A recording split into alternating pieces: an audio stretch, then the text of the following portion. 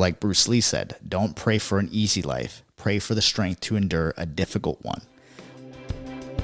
Welcome to the Zen Stoic path, where we share a modern take on timeless wisdom to help you develop unshakable inner peace so that you can live a liberated life. I'm your host, Victor Pierantoni, and the co-founder and head liberation coach. Be sure to follow me on social at victor.liberatedlife for daily content. Let's get into the show.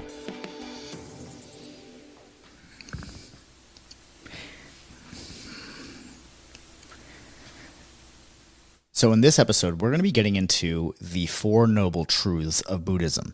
Now, these are really important and fundamental to understand if you're going to be applying Zen Stoic philosophy into your life.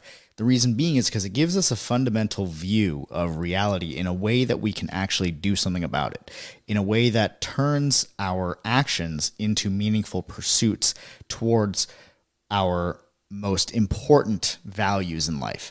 Now, we've gone through this in previous episodes before, but we're going to be doing an updated series here of the Four Noble Truths and the Zen Stoic rendition of the Eightfold Path, or what I like to call the Path of Liberation. So the reason why this is important is because understanding the Four Noble Truths gives us an understanding as to what the root of all of our pain and suffering is, and a path forward of what to do about it. It's not just a matter of relieving yourself of the suffering of life or the pain that we experience in life, or ridding yourself of unhappiness, but really what it is, at least the way that I look at it, is that every bit of suffering and pain that we experience in life is an opportunity that we get to set ourselves free just a little more.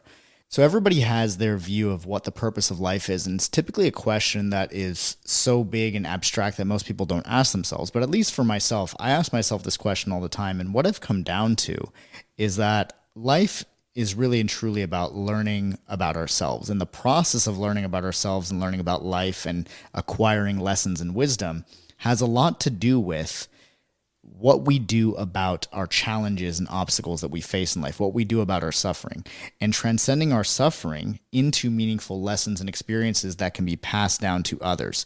In other words, we not only set ourselves free through the way that we handle our obstacles and in the pursuit of what inspires us innately, but we also end up setting other people free at the same time. And that wisdom spreads throughout all humanity. And that's at least my belief. That's what's compelling to me and what's meaningful to me and what I like to espouse, because it gives me an inspiration to really spread this content, because I've shared a lot about my journey, my stories in life, and the stories of my clients, or the different stories that come from Zen, Buddhism, and Stoicism. And they've really helped me to transcend some of my toughest experiences into meaningful lessons that not only improve my life and the quality that I experience, but improve the quality of the lives of others around me and people that I get to interact with. So that is my purpose for sharing this. And that's the importance of this. When we think about goal setting, because typically, like, I coach people to achieve their goals, but there's this whole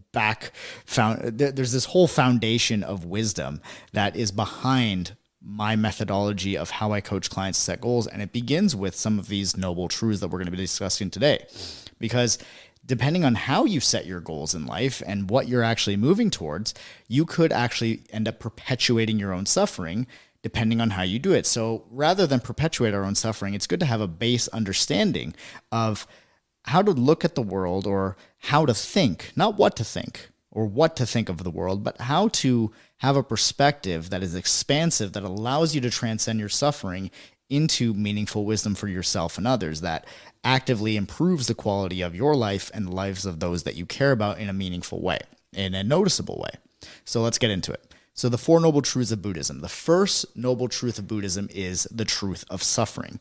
Now, some translations have said this as life is suffering, or you will suffer, or there will be suffering.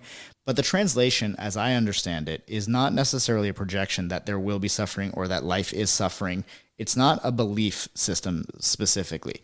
It is the truth of suffering, the experience of suffering itself. Now, another way that this has been translated is as the truth of dissatisfaction or unsatisfactoriness. So this can be broken down. This particular truth can be broken down by what are called the three signs of being. So the first sign of being is frustration. Now, frustration comes from the attempt to solve insoluble problems and to continue doing so throughout your life. Now, what is an insoluble problem? An insoluble problem is typically when somebody wants to just have positive experiences without any negative experience. When it comes to the sign of being of frustration, what's really important to talk about is what is called the backwards law, because the backwards law allows us to understand this in a much more tangible way that we can use throughout our lives. This is something that was talked about by Alan Watts, but Mark Manson put it really well in his book, The Subtle Art. This is what the backwards law is. The idea that the more you pursue feeling better all the time, the less satisfied you become, as pursuing something only reinforces the fact that you lack it in the first place. The more you desperately want to be rich, the more poor and unworthy you feel, regardless of how much money you actually make. The more desperately you want to be sexy and desired, the uglier you come to see yourself, regardless of your actual physical appearance. The more desperately you want to be happy and loved, the lonelier and more afraid you become, regardless of those who surround you. Mark Manson. So this is what is meant by the attempt to solve insoluble problems.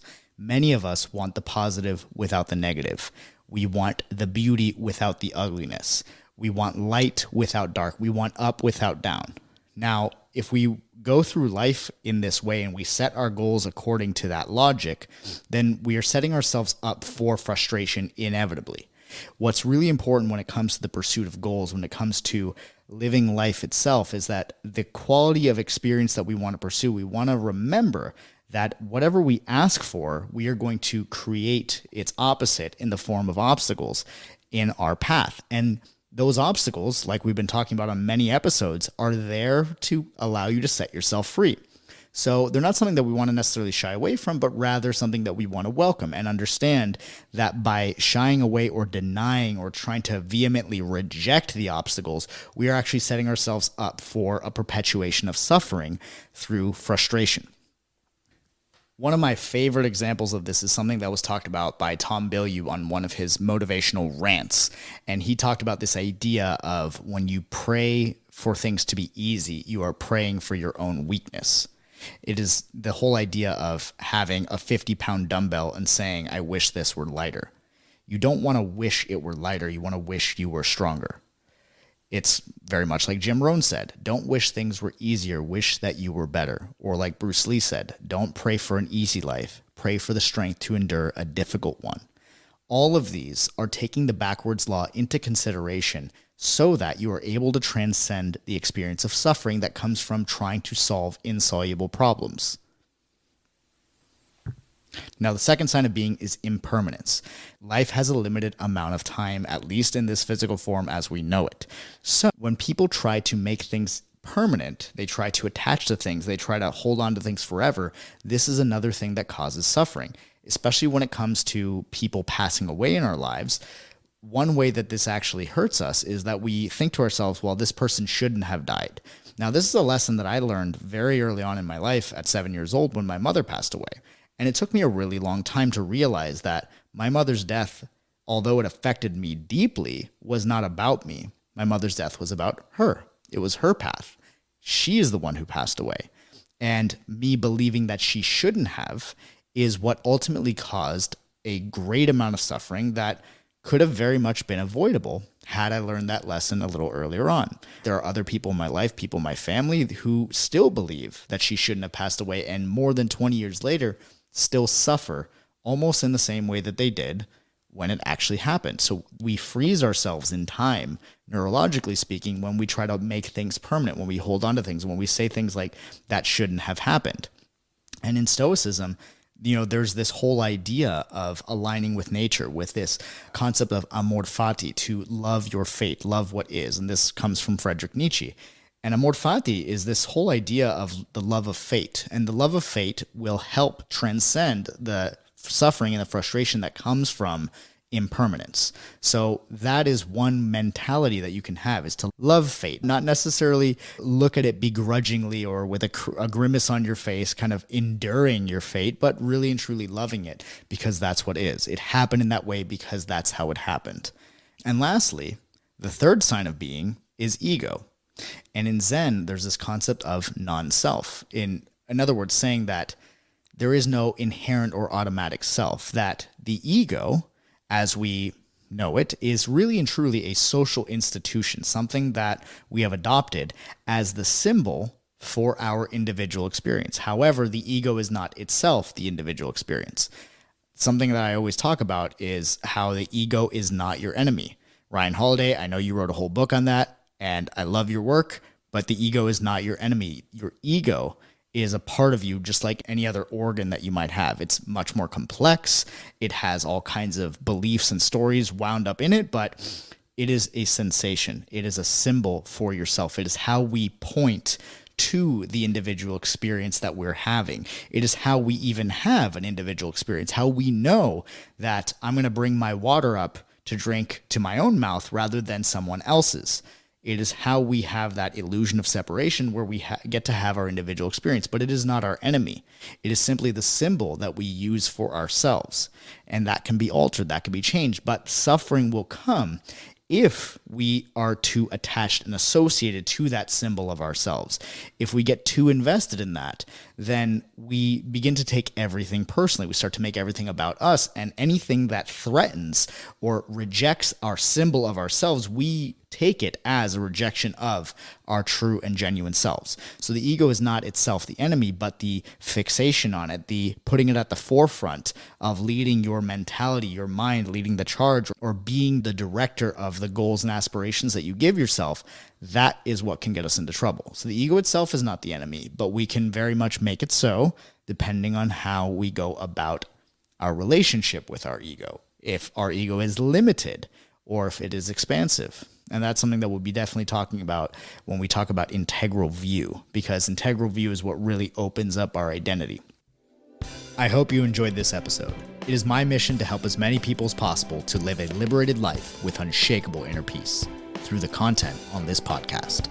Subscribe to this channel with notifications on to be notified daily whenever we share a new episode.